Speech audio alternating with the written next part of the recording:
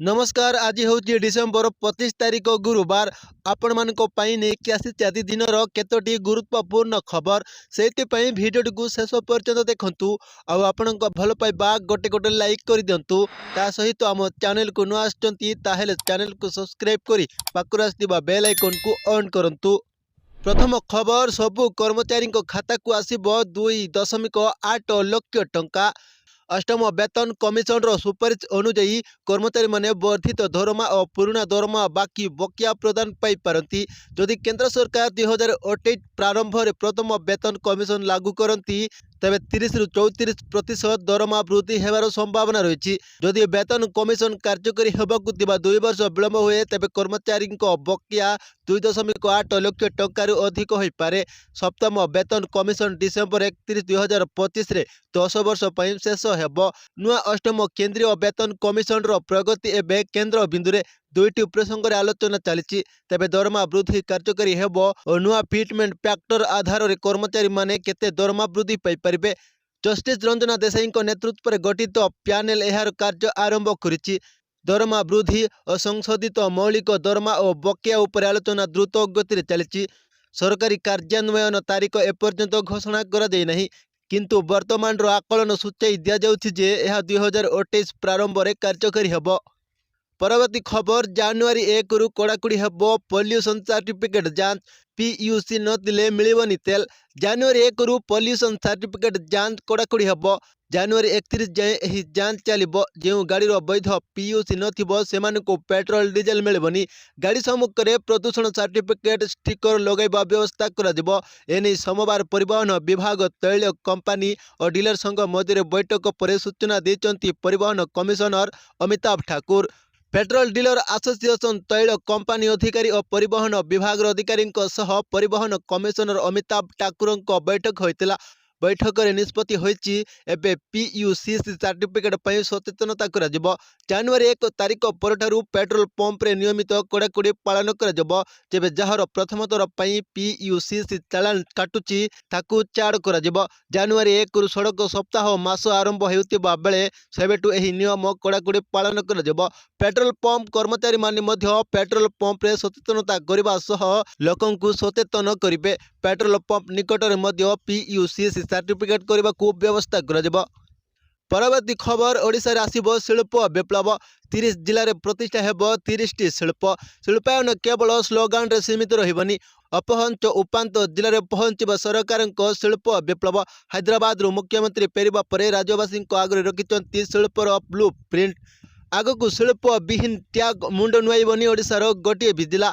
वर्ष 2025 शिल्प क्षेत्र में आनीला अनेक संभावना। ओडिशा को पुंजी निवेश हक करने को स्टायरिंग धरी आगक बढ़ी मुख्यमंत्री मोहन चरण माझी। गोटे पर गोटे सम्मेलन जरिया पुंजी निवेशकारी को रेड कार्पेल पकाई निमंत्रण करते मुख्यमंत्री। एवं हैदराबाद निवेशक सम्मेलन पर राज्यवासी आगे शिल्पायन नुआ नक्शा आनी मोहन माझी। राज्यर सबु जिला को पहुंचब शिल्प।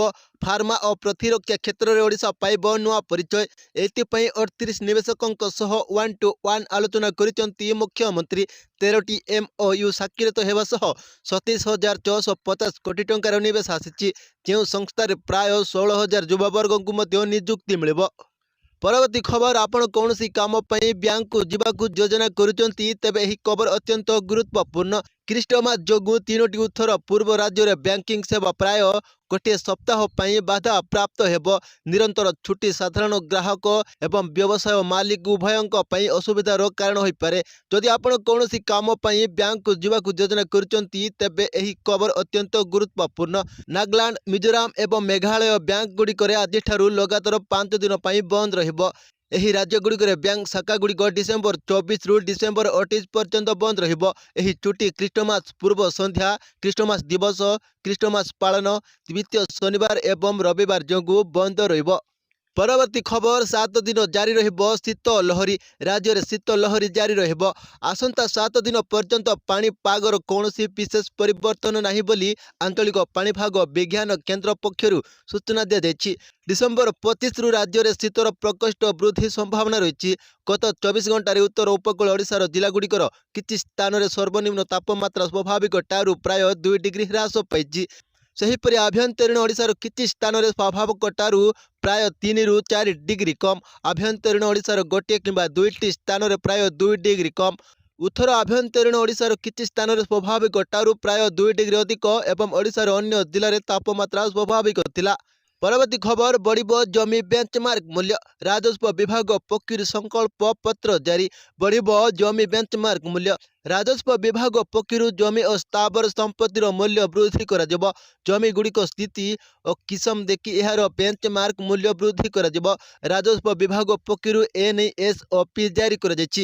ସବୁ ଜିଲ୍ଲାକୁ ଛିଟି ହୋଇଛି। କେଉଁ ଜମି ଜାତୀୟ ରାଜପଥ କଡ଼ରେ ରହିଛି ବା ଦୂରରେ ରହିଛି ତାର ସ୍ଥିତି ଦେଖି ଜମିର ନୂତନ ବେଞ୍ଚମାର୍କ ମୂଲ୍ୟାୟନ କରାଯିବ। ନିର୍ଦ୍ଦେଶ ଦିଆଯାଇଛି। ଡିସେମ୍ବର 29ରେ ରାଜସ୍ୱ ପକ୍ଷରୁ ଜାରି ସଂକଳ୍ପରେ ଜମି ମୂଲ୍ୟାୟନ ବେଳେ ବିଭାଗ ପକ୍ଷରୁ ଜାରି ଏସ୍ଓପିକୁ ଅନୁସରଣ କରାଯିବ। ଓଡ଼ିଶା ଷ୍ଟାମ୍ପ ରୁଲ୍ 1952 ଅନୁଯାୟୀ ପ୍ରତି 2 ବର୍ଷରେ ଥରେ ଜମି ଓ ସ୍ଥାବର ସମ୍ପତ୍ତିର ମୂଲ୍ୟାୟନ ହେବା କଥା। ଏହି କ୍ରମରେ ଜମି ଓ ସମ୍ପତ୍ତିର ଦର ନିର୍ଦ୍ଧାରଣ ବେଳେ ସେତେବେଳେ ଦିଗକୁ ଗୁରୁତ୍ୱପୂର୍ଣ୍ଣ ଦିଆଯିବ। ପରବର୍ତ୍ତୀ ଖବର ଚିଟ୍‌ଫଣ୍ଡ ଜମାକାରୀଙ୍କ ପାଇଁ ଆସିଲା ବଡ଼ ଖବର। କ୍ଷୁଦ୍ର ଚିଟ୍‌ଫଣ୍ଡ ଜମାକାରୀଙ୍କୁ ଟଙ୍କା ଫେରସ୍ତ ନେଇ ଅର୍ଥ ବିଭାଗର ବିଜ୍ଞପ୍ତି ପ୍ରସଙ୍ଗରେ ଭାଜପା ଜିଲ୍ଲା ସଭାପତି ମନମୋହନ ସାମଲ କହିଛନ୍ତି, ଗୋଟିଏ ପରେ ଗୋଟିଏ ନିର୍ବାଚନ ପ୍ରତିଶ୍ରୁତି ସରକାର ପାଳନ କରୁଛନ୍ତି। ସେ ଏହା ମଧ୍ୟ କହିଛନ୍ତି, ଲକ୍ଷାଧିକ ଚିଟ୍‌ଫଣ୍ଡ ଜମାକାରୀ ଟଙ୍କା ପାଇସାରିଲେଣି। ଏବେ ସରକାର ଆଉ 5 ଲକ୍ଷ ଜମାକାରୀଙ୍କୁ ଚିହ୍ନଟ କରିଛନ୍ତି। ପର୍ଯ୍ୟାୟକ୍ରମେ ଅନ୍ୟ ଜମାକାରୀଙ୍କୁ ମଧ୍ୟ ଟଙ୍କା ଫେରାଯିବ। ବଡ଼ ଜମାକାରୀ ମଧ୍ୟ ଟଙ୍କା ଫେରି ପାଇବେ ବୋଲି ମନମୋହନ କହିଛନ୍ତି। ପରବର୍ତ୍ତୀ ଖବର ଡିସେମ୍ବର 26ରେ ବଡ଼ ଘୋଷଣା କରିବେ ନବୀନ ପଟ୍ଟନାୟକ, ଉତ୍ତରାଧିକାରୀଙ୍କୁ ନେଇ ଚର୍ଚ୍ଚା ଜୋର। ବିଜେଡି ରାଜନୀତିରେ ହଠାତ୍ ଏକ ହଲଚଲ ଦେଖାଦେଇଛି। ଜଣେ ପରେ ଜଣେ ନେତା ପ୍ରତିକ୍ରିୟା ରଖୁଛନ୍ତି ଏବଂ ଦଳର ଉତ୍ତରାଧିକାରୀ ନେଇ ଚର୍ଚ୍ଚା କରୁଛନ୍ତି। ବରିଷ୍ଠ ନେତା ଭୂପେନ୍ଦ୍ର ସିଂ ଓ ଦେବାଶିଷ ସାମନ୍ତରାୟ କହିଛନ୍ତି, ଦଳର ସମସ୍ତେ ମିଶି ନବୀନ ବାବୁଙ୍କ ସହ ଆଲୋଚନା କରି ନିଷ୍ପତ୍ତି ନିଆଯାଉ। ସେମାନେ ଆଶଙ୍କା କରୁଛନ୍ତି ଯେ ହୁଏତ ଡିସେମ୍ବର 26 ତାରିଖରେ ଦଳର ସୁପ୍ରିମୋ ନବୀନ ପଟ୍ଟନାୟକ କୌଣସି ଏକ ବଡ଼ ନିଷ୍ପତ୍ତି ନେଇପାରନ୍ତି। ଯଦି ନବୀନ ବାବୁ ଉତ୍ତରାଧିକାରୀ ନେଇ କୌଣସି ଘୋଷଣା କରିଦେବେ, ସେହି ଭୟ ସେମାନଙ୍କ ଚିନ୍ତା ବଢ଼ାଇ ଦେଇଛି। ଖୋନ୍ଦକାରେ ଗତ ଶୁକ୍ରବାର ପୂର୍ବତନ ବିଧାୟକମାନଙ୍କ ଏକ ବୈଠକ ପରେ ନେତାମାନେ ଏକାଠି ହେବାକୁ ଚେଷ୍ଟା କରୁଛନ୍ତି। ସେପଟେ ବରିଷ୍ଠ ନେତ୍ରୀ ପ୍ରମିଳା ମଲ୍ଲିକ ମଧ୍ୟ କହିଛନ୍ତି, ଦଳରେ ସବୁ ଠିକ୍ ଅଛି, କେବଳ ମିଡିଆ ଅନେକ ଗୁଡ଼ାଏ ଚର୍ଚ୍ଚା କରୁଛନ୍ତି। ପରବର୍ତ୍ତୀ ଖବର ମାନ୍ଦା ସୂତା କିମ୍ବା ପ୍ଲାଷ୍ଟିକ ସୂତା ବିକ୍ରୟ ହେଲେ ଦୋକାନୀଙ୍କ ଉପରେ କଡ଼ା କାର୍ଯ୍ୟାନୁଷ୍ଠାନ। ମକର ସଂକ୍ରାନ୍ତି ପୂର୍ବରୁ ବଜାରରେ ଜମିଗଲାଣି ଗୁଡ଼ି ଏବଂ ସୂତାର ପସରା। ମକର ସଂକ୍ରାନ୍ତିରେ ଗୁଡ଼ି ଉଡ଼ାଇବାର ପରମ୍ପରା ରହିଛି, ଯାହା ଏବେ ବି ସହରରେ ସମସ୍ତେ ଗୁଡ଼ି ଉଡ଼ାଉଛନ୍ତି। ସାଧାରଣତଃ ଗୁଡ଼ି ଉଡ଼ାଇବା ପାଇଁ ମାନ୍ଦା ସୂତା ବ୍ୟବହାର କରିଥାନ୍ତି ଲୋକେ। ମକର ସଂକ୍ରାନ୍ତି ପୂର୍ବରୁ ବଜାରରେ ମାନ୍ଦା ସୂତା ଚୋରାରେ ବିକ୍ରି ମଧ୍ୟ ଆରମ୍ଭ ହୋଇଥାଏ, ଯାହାକୁ ନେଇ ବଢ଼ିଛି ଚିନ୍ତା। ବିଶେଷ କରି ଗାଡ଼ିରେ ଯାଉଥିବା ଲୋକଙ୍କ ପାଇଁ ଏହି ମାନ୍ଦା ସୂତା କାଳ ସାଜିଛି। ପ୍ରତିବର୍ଷ ମାନ୍ଦା ସୂତା ଜନିତ ଅଘଟଣ ଘଟିଥିଲେ ମଧ୍ୟ ଲୋକେ ସଚେତନ ହେଉନାହାନ୍ତି। ସାଧାରଣ ସୂତାରେ ଗୁଡ଼ି ଉଡ଼ାଇବାକୁ ପୌରପାଳିକା ପରାମର୍ଶ ଦେଇଛି। ମାଞ୍ଜା ଓ ପ୍ଲାଷ୍ଟିକ ସୂତା ଉପରେ କଟକଣା ଥିବାରୁ କୌଣସି ଦୋକାନୀ ଏହା ବିକ୍ରି ବା ରଖିବାର ପ୍ରଶାସନ ନଜରକୁ ଆସେ ତାହେଲେ ପ୍ରଶାସନ ତରଫରୁ ଏହାକୁ ଜବତ କରାଯିବ। ଏଥିରେ ଜରିମାନା ଆଦାୟ ସହ ଆବଶ୍ୟକ ସ୍ଥଳେ ଦୋକାନୀକୁ ମଧ୍ୟ ସିଲ୍ କରାଯାଇପାରେ। ପରବର୍ତ୍ତୀ ଖବର ଗୁରୁ ଶିଷ୍ୟ ପରମ୍ପରାରେ ପୂର୍ଣ୍ଣଚ୍ଛେଦ, ସ୍କୁଲରେ ପାଳନ ହେବନି ଗୁରୁ ଓ ଶିଶୁ ଦିବସ। ଆସନ୍ତା ବର୍ଷରୁ ବିଦ୍ୟାଳୟରେ ଗୁରୁ ଦିବସ ଅବା ଶିଶୁ ଦିବସ ପାଳନ ହେବନି। ସେହିଦିନ ପିଲାମାନେ ବିଦ୍ୟାଳୟକୁ ଆସିବେ। ଅନ୍ୟ ଦିନ ପରି ପାଠପଢ଼ା ମଧ୍ୟ ହେବ। ବିଦ୍ୟାଳୟରେ କୌଣସି ସ୍ୱତନ୍ତ୍ର କାର୍ଯ୍ୟକ୍ରମ କରାଯିବ ନାହିଁ।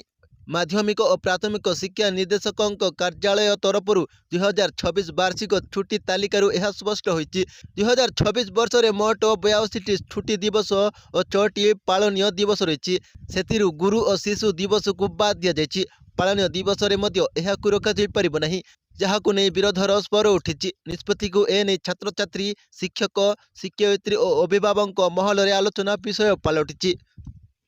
ପରବର୍ତ୍ତୀ ଖବର ନୂଆ ବର୍ଷରୁ କମିବ ଗ୍ୟାସ୍ ଦର, ସରକାରଙ୍କ ବଡ଼ ଉପହାର। ଜାଣନ୍ତୁ କେତେ ଟଙ୍କା କମିବ। ଆଗାମୀ ବର୍ଷ ଆପଣଙ୍କ ପାଇଁ କିଛି ଭଲ ଖବର ନେଇକି ଆସିଛୁ। ଆପଣ ଜାନୁଆରୀ 1ରେ ନୂତନ ବର୍ଷ ପାଳନ କରୁଥିବା ସମୟରେ ସରକାର ଆପଣଙ୍କୁ ଏକ ଉପହାର ମଧ୍ୟ ଦେଇପାରନ୍ତି।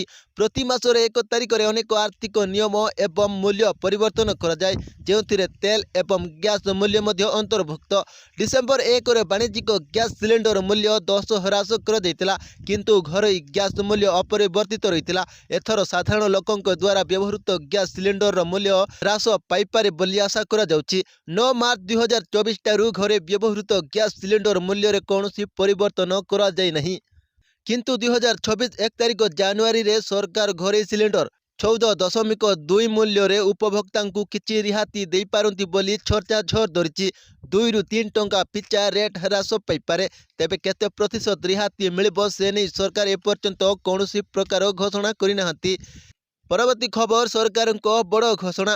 ଓଡ଼ିଶାରେ ଉଚ୍ଚଶିକ୍ଷାର ବିକାଶକୁ ନେଇ ଓଡ଼ିଶା ଭିଜନ ଡକୁମେଣ୍ଟ 2036 ଓ 2047ରେ 4ଟି ପ୍ରମୁଖ ମାନଦଣ୍ଡକୁ ସ୍ଥାନିତ କରାଯାଇଛି। ଉଚ୍ଚଶିକ୍ଷା କ୍ଷେତ୍ରରେ 2036 ସୁଦ୍ଧା 50% ଓ 2047 ସୁଦ୍ଧା 60% ସାମଗ୍ରିକ ଶିକ୍ଷା ଅନୁପାତକୁ ସୁନିଶ୍ଚିତ କରାଯିବ। ଶିକ୍ଷାନୁଷ୍ଠାନଗୁଡ଼ିକରେ ଲିଙ୍ଗଗତ ସମାନତା ଓ ପଛୁଆ ବର୍ଗରୁ ଆସୁଥିବା ଛାତ୍ରଛାତ୍ରୀଙ୍କ ଅନ୍ତର୍ଭୁକ୍ତିକରଣ ଉପରେ ପ୍ରାଧାନ୍ୟ ଦିଆଯିବ। ସ୍ନାତକ ଉତ୍ତୀର୍ଣ୍ଣ ଛାତ୍ରଛାତ୍ରୀଙ୍କ ପାଇଁ ଅବଧି ନିଯୁକ୍ତି ସୁଯୋଗ ସୃଷ୍ଟି ହେବ। ପ୍ରତି ବର୍ଷରେ 2ଟି ଉଚ୍ଚ ଶିକ୍ଷାନୁଷ୍ଠାନ କଲେଜ ଏବଂ ପ୍ରତି ଜିଲ୍ଲାରେ ଅନ୍ତତଃ ଗୋଟିଏ ବୈଷୟିକ ଗବେଷଣା ଭିତ୍ତିକ ବିଶ୍ୱବିଦ୍ୟାଳୟ ସ୍ଥାପନ ହେବ। ରାଜ୍ୟର 2ଟି ଶିକ୍ଷାନୁଷ୍ଠାନକୁ ବିଶ୍ୱର ଶ୍ରେଷ୍ଠ 500 ଶିକ୍ଷାନୁଷ୍ଠାନ ମଧ୍ୟରେ ସ୍ଥାନିତ କରିବାକୁ ଲକ୍ଷ୍ୟ ରଖାଯାଇଛି ବୋଲି ଉଚ୍ଚଶିକ୍ଷା ମନ୍ତ୍ରୀ ସୂର୍ଯ୍ୟବଂଶୀ ସୁରତ କହିଛନ୍ତି। ଓଡ଼ିଶା ଭିଜନ ଡକୁମେଣ୍ଟ 2036 ଓ 2047 ବିକଶିତ ଭାରତ ପାଇଁ ବିକଶିତ ଓଡ଼ିଶାକୁ ନେଇ ଉଚ୍ଚଶିକ୍ଷା ବିଭାଗ ପକ୍ଷରୁ ବିଶ୍ୱବିଦ୍ୟାଳୟ କୁଳପତି, ମହାବିଦ୍ୟାଳୟ ଅଧ୍ୟକ୍ଷ ଓ ଆଞ୍ଚଳିକ ଶିକ୍ଷା ନିର୍ଦ୍ଦେଶକଙ୍କ ପାଇଁ ଶୁକ୍ରବାର ଏକ କର୍ମଶାଳା କୃଷି ଭବନଠାରେ ଆନୁଷ୍ଠାନିକ ହୋଇଥିଲା। ମୁଖ୍ୟ ଅତିଥି ଭାବେ ମନ୍ତ୍ରୀ ସୁରତ ଯୋଗଦେଇ କହିଥିଲେ, ଉଚ୍ଚ ଶିକ୍ଷାନୁଷ୍ଠାନରେ ନାମ ଲେଖାଇବା ପାଇଁ SEBC ଛାତ୍ରଛାତ୍ରୀଙ୍କ ଲାଗି 1.25% ଆସନ ସଂରକ୍ଷଣ ବ୍ୟବସ୍ଥା କରାଯାଇଛି। ପରବର୍ତ୍ତୀ ଖବର ରାସନ କାର୍ଡକୁ ନେଇ ବଡ଼ ଘୋଷଣା। ନୂଆ ବର୍ଷରୁ ବଣ୍ଟାଯିବ 15 ଲକ୍ଷ ରାସନ କାର୍ଡ। ଯୋଗାଣ ମନ୍ତ୍ରୀଙ୍କ ବଡ଼ ଘୋଷଣା। ନୂଆ ବର୍ଷରୁ ଆଉ 15 ଲକ୍ଷ ରାସନ କାର୍ଡ ବଣ୍ଟାଯିବ। କେହି ବି ଗରିବ ବିନା ରାସନ କାର୍ଡରେ ରହିବେ ନାହିଁ। ମନ୍ତ୍ରୀ କହିଛନ୍ତି, ରାଜ୍ୟ ସରକାରଙ୍କ ପାଖରେ ରାସନ କାର୍ଡର ଅଭାବ ନାହିଁ। ଏଯାଏଁ ସାରା ରାଜ୍ୟରେ 6,39,000 କାର୍ଡ ବଣ୍ଟା ସରିଛି। ଆହୁରି 15 ଲକ୍ଷ କାର୍ଡ ଆମ ପାଖରେ ରହିଛି। ପ୍ରାୟ 15,33,000 ଆବେଦନ ଆସିଛି। ସେଥିରୁ ଅଯୋଗ୍ୟଙ୍କୁ ବାଦ୍ ଦେଇ ସମସ୍ତ ଯୋଗ୍ୟଙ୍କୁ ରାସନ କାର୍ଡ ମିଳିବ ବୋଲି କହିଛନ୍ତି ମନ୍ତ୍ରୀ। ଏହା ପୂର୍ବରୁ EKYC କରାଇ ନ ପାରିଥିବା ହିତାଧିକାରୀମାନେ ଡିସେମ୍ବର 31 ସୁଦ୍ଧା ନିକଟସ୍ଥ ଖାଉଟି ସୁଲଭ ମୂଲ୍ୟ ଦୋକାନ ବା ରାସନ କାର୍ଡ ପରିଚାଳନା କେନ୍ଦ୍ରକୁ ଯାଇ ନିଜ ଆଧାର ଯୁକ୍ତ EKYC କରାଇ ପାରିବେ ବୋଲି ଖାଦ୍ୟ ଯୋଗାଣ ଓ ଖାଉଟି କଲ୍ୟାଣ ବିଭାଗ ପକ୍ଷରୁ ସୂଚନା ଦିଆଯାଇଛି। ହିତାଧିକାରୀଙ୍କ ଆଧାର ଭିତ୍ତିକ EKYC ପ୍ରକ୍ରିୟା ଜାରି ରହିଛି। ଏହା ସମସ୍ତ 11,837 କୋଟି ଖାଉଟି ସୁଲଭ ମୂଲ୍ୟ ଦୋକାନ ତଥା 314 ଗୋଟି ବ୍ଲକ ଓ 64 ଗୋଟି ପୌରାଞ୍ଚଳ କାର୍ଯ୍ୟାଳୟରେ କାର୍ଯ୍ୟରତ ଥିବା ରାସନ କାର୍ଡ ପରିଚାଳନା କେନ୍ଦ୍ରଗୁଡ଼ିକରେ ଜାରି ରହିଛି। ଏହା ବ୍ୟତୀତ ଅଦ୍ୟାବଧି EKYC କରାଇ ନ ପାରିଥିବା ହିତାଧିକାରୀଙ୍କୁ ପ୍ରତ୍ୟେକ ମାସର PDS ସାମଗ୍ରୀ ପୂର୍ବ ଭଳି ପ୍ରଦାନ କରାଯାଉଅଛି। କୌଣସି ଯୋଗ୍ୟ ହିତାଧିକାରୀଙ୍କୁ EKYC କରାଇ ନଥିବା କାରଣରୁ ଖାଦ୍ୟ ସୁରକ୍ଷାରୁ ବଞ୍ଚିତ କରାଯାଇ ନାହିଁ। ଏହି ପ୍ରକ୍ରିୟା ଆସନ୍ତା ଡିସେମ୍ବର 31 ତାରିଖ ପର୍ଯ୍ୟନ୍ତ ଚାଲୁ ରହିବ। ପରବର୍ତ୍ତୀ ଖବର ନୂଆ ବର୍ଷ ଆରମ୍ଭରୁ ବଦଳିଯିବ ଏହି ସବୁ ନିୟମ। ସାଧାରଣ ଲୋକଙ୍କ ପକେଟ ଉପରେ ପଡ଼ିବ ବଡ଼ ପ୍ରଭାବ। ଡିସେମ୍ବର ମାସ ଆଉ କିଛି ଦିନ ପରେ ଚାଲିଯିବ ଏବଂ ନୂତନ ବର୍ଷ ଆସିବ। ଏହା ସହିତ ନିୟମାବଳୀରେ ଅନେକ ପରିବର୍ତ୍ତନ ଦେଖାଯିବ, ଯାହା ସିଧାସଳଖ ସାଧାରଣ ଲୋକଙ୍କ ପକେଟକୁ ପ୍ରଭାବିତ କରିବ।